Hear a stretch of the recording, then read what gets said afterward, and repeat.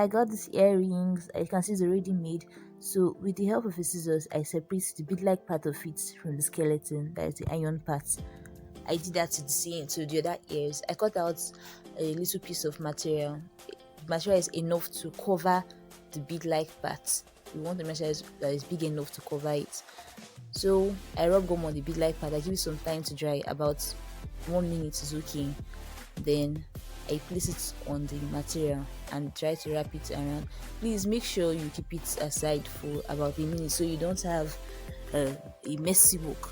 If you just start gumming immediately, you rub the gum, you have issues. You have these issues I was having here. So as I'm gumming, I cut out the extra parts. I don't want the material to be too bulky. I want it to be as flat as possible.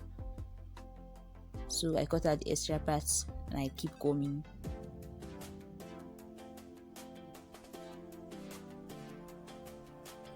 So I'm done with this part. When you're done, you have something like this.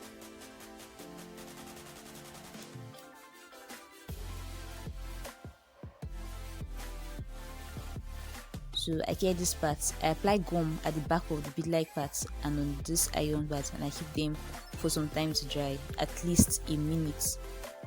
At least a minute.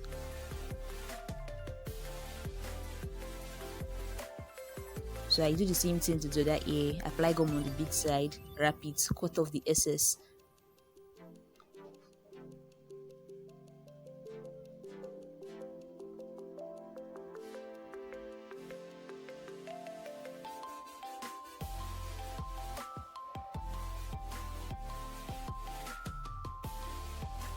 So I see this one, it was a bit easier for me to do because the gum is dried. I didn't have issues with sticking hands and all that. So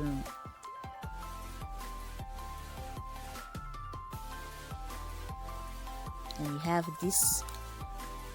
So you apply gum at the back, and with this you have your earring is set.